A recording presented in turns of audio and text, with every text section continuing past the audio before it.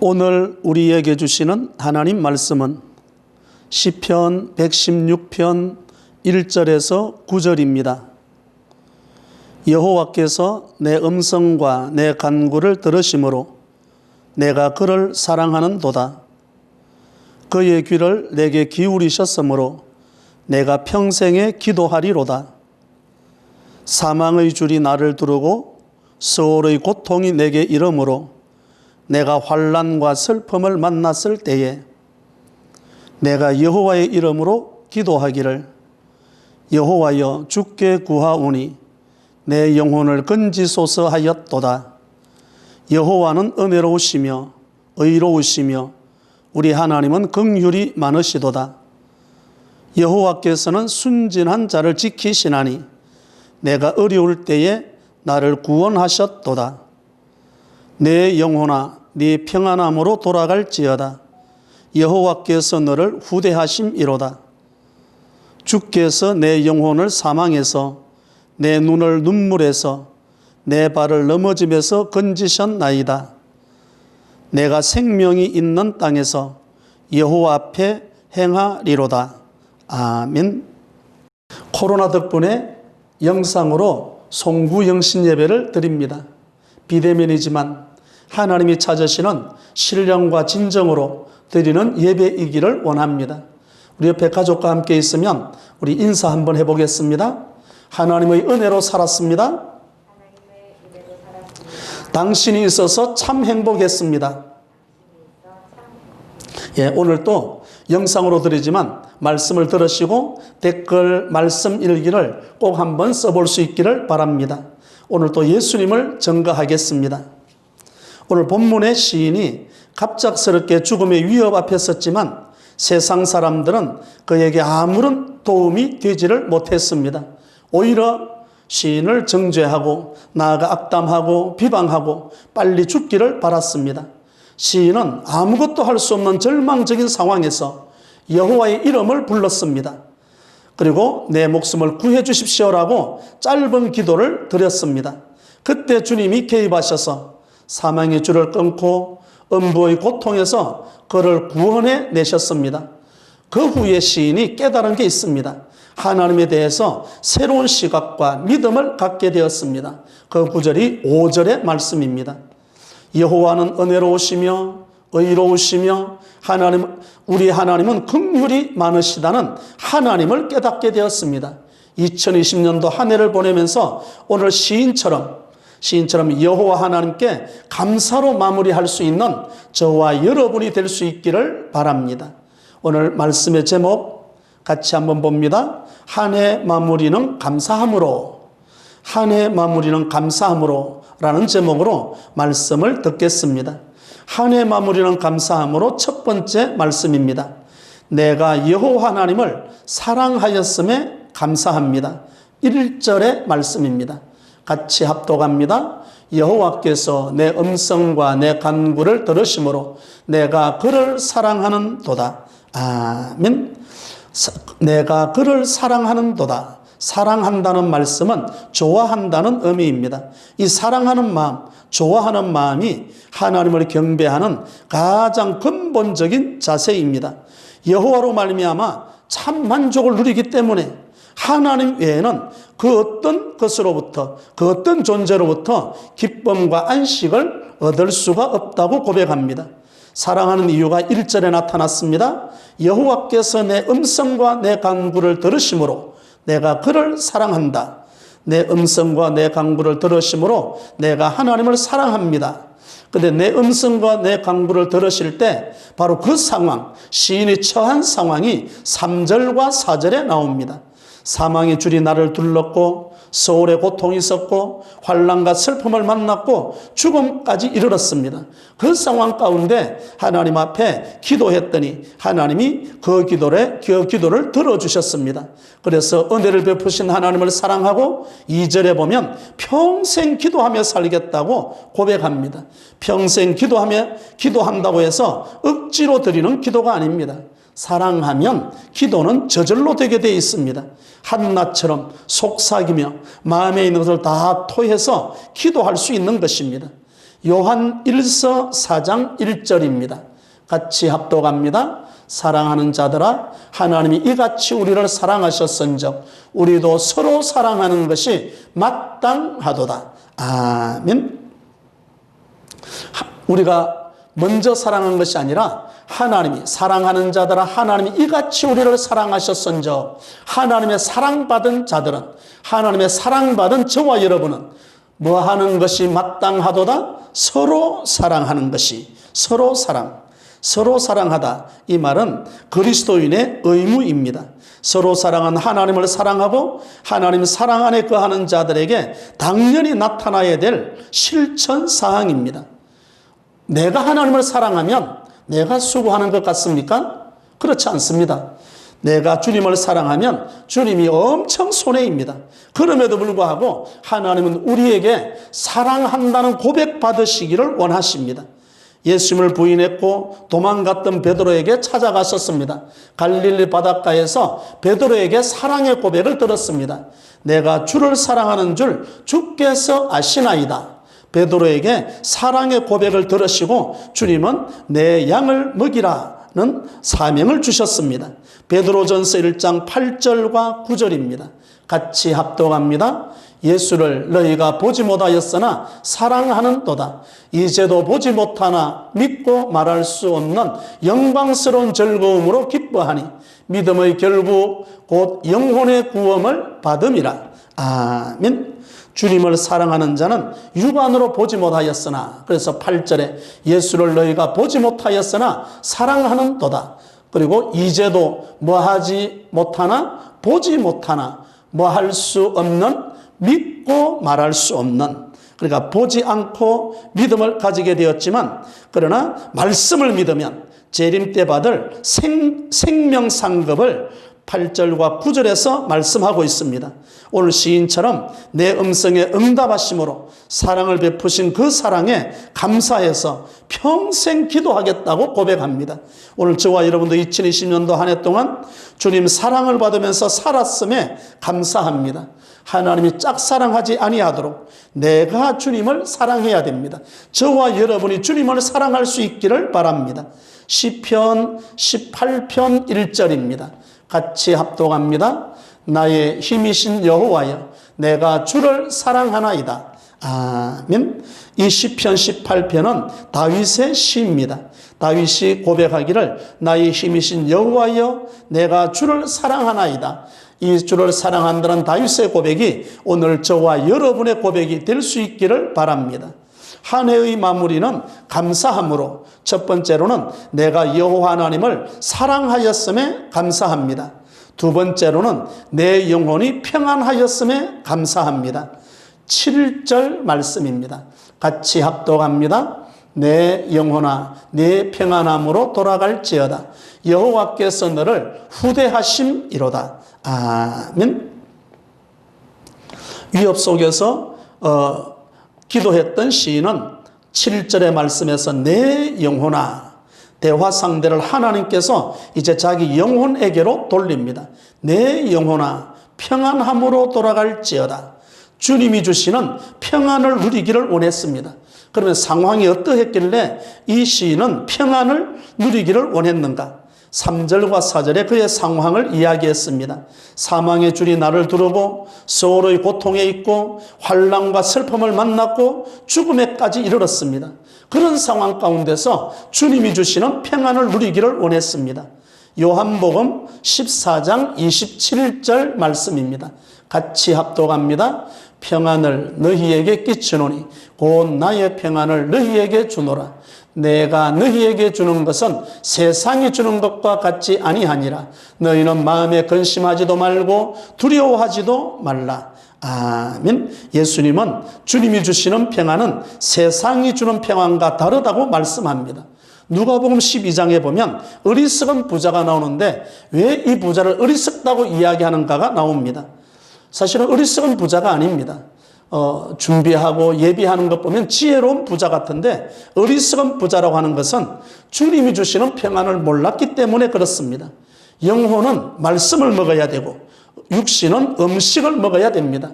그런데 어리석은 부자라고 하는 것은 부자이었던 이유는 영혼에게도 음식을 먹어야 한다고 생각하기 때문입니다. 그래서 영혼과 육신을 분별하지를 못했습니다. 그 이유가 쉬고 먹고 마시고 절구하는 병에 걸렸기 때문입니다. 쉬먹마절병에 걸려서 영혼과 육신을 구별하지 못하고 육신처럼 영혼도 맛있는 것만 먹으면 되는 줄 알았습니다. 주님이 주시는 평안을 몰랐던 어리석은 부자 말입니다. 부활하신 주님은 제자들에게 나타나셔서 주님 주시는 평안을 누리기를 원했습니다. 너희에게 평강이 있을지어다. 두려워 떨고 있는 제자들에게 첫 번째 주시는 말씀이었습니다.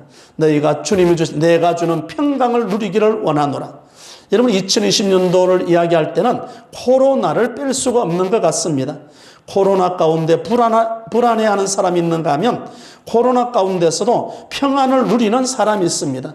우리 찬송가에 보면 나 어느 곳에 있든지 늘 마음이 편하다는 이 찬송이 오늘 저와 여러분의 고백이 될 수 있기를 바랍니다. 평안이라는 단어를 사전에 찾아보면 걱정이나 탈이 없음이라고 나옵니다. 세상에서는 평안을 아무 일 없으면 평안이라고 이야기하지만 우리 기독교에서는 그런 평안을 말하지 않습니다. 사도행전 27장 24절과 25절입니다. 두 절 같이 합독합니다. 바울아 두려워하지 말라. 네가 가이사 앞에 서야 하겠고 또 하나님께서 너와 함께 항해하는 자를 다 내게 주셨다 하였으니 그러므로 여러분이 안심하라. 나는 내게 말씀하신 그대로 되리라고 하나님을 믿노라. 아멘. 지금 바울은 죄수의 몸으로 로마로 압송되어 가는 과정 가운데 있습니다. 그 가운데 바다를 항해하다가 유라굴로라는 큰 광풍을 만났습니다. 그 광풍 가운데 276명이 승선하고 있었는데 배까지 파손되었습니다. 죽게 된 바로 그 상황 가운데 24절의 말씀 보면 바울아 뭐 하지 말라? 두려워하지 말라라고 이야기합니다. 두려워하지 마라. 배가 파손될지라도 큰 풍랑을 만났을지라도 두려워하지 마라. 예수 믿는 사람도 풍랑을 만날 수 있습니다. 배가 파손될 수도 있습니다. 어쩌면 코로나에 걸릴 수도 있을 것입니다. 그런데 예수 믿는 사람과 믿지 않는 사람의 차이는 하나님이 함께 하셨다는 사실입니다. 그래서 바울은 큰 풍랑을 만나고 배가 파손되었지만 24절에 보면 바울아 두려워하지 마라. 네가 누구 앞에 서야 하겠고 가이사 앞에 서야 한다. 하나님은 바울로 하여금 로마에 서도록 만들었습니다. 풍랑을 만났고 배가 파손되었지만 하나님은 거기서 멈추지 않았습니다.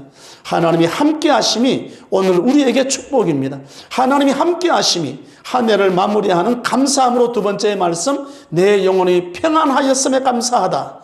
하나님이 함께 하심으로 누리는 평안을 이야기합니다. 베드로는 예수님만 바라볼 때는 물 위로 걸어갔습니다. 바람과 파도를 보고 두려워서 물에 빠지고 말았습니다. 그때 예수님께서 베드로에게 믿음이 적은 자여 왜 의심하였느냐라고 책망하셨습니다. 아무리 거대한 파도가 몰려온다 할지라도 파도를 보지 말고 주님을 볼 수 있기를 바랍니다. 그리할 때 우리 안에 모든 두려움이 떠나가게 될 것입니다. 지금 우리가 누리는 평안이 세상이 주는 평안인가? 주님이 주시는 평안입니까? 세상적인 평안은 소유에서 오는 평안입니다. 좋은 집에 있으면 평안하다고 말합니다. 안정적인 직장을 가졌으면 평안하다고 말합니다. 좋은 인간관계를 맺었으면 평안하다고 이야기합니다. 이런 평안은 다 세상이 주는 평안, 세상적인 평안을 이야기합니다. 그런데 주님이 주시는 평안은 세상적인 평안과 다릅니다. 내면적이고 영적인 것입니다. 그 주님이 주신 평안은 세상 무엇으로도 흔들 수 없는 견고함을 가지고 있습니다. 2020년도 한 해 주님 주신 평안으로 살았음에 감사합니다. 한 해 마무리는 감사함으로 첫 번째로는 내가 여호와 하나님을 사랑하였음에 감사하고 두 번째로는 내 영혼이 평안하였음에 감사하고 세 번째 말씀은 하나님 면전에 살았음에 감사합니다. 9절의 말씀입니다. 같이 합독합니다. 내가 생명이 있는 땅에서 여호와 앞에 행하리로다. 아멘. 내가 생명 있는 땅에서 여호와 앞에 행하리로다. 행하리로다 이 말씀이 걷다, 행동하다, 연습하다는 의미입니다. 그러니까 하나님 앞에 행동했던 바로 이 사람은 하나님의 축복 속에 이 세상에 형통한 삶을 살면서 하나님의 은혜를 찬송하겠다는 것입니다. 그래서 내가 생명 있는 땅에서 평생 동안 주님 앞에 행할 것을 다짐합니다. 걷고 행동하고 연습하겠다고 말씀합니다. 죽을 자리에서 건져주셨기에 하나님이 주신 두 번째 삶을 하나님께 바쳐서 하나님 앞에 완전히 행하겠다고 말씀합니다. 요한복음 14장 21절입니다.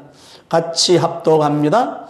나의 계명을 지키는 자라야 나를 사랑하는 자니 나를 사랑하는 자는 내 아버지께 사랑을 받을 것이요 나도 그를 사랑하여 그에게 나를 나타내리라. 아멘. 나를 사랑하는 자, 나를 사랑하는 자, 하나님의 면전에 있는 자는 나의 계명을 뭐하는 자다? 지키는 자다.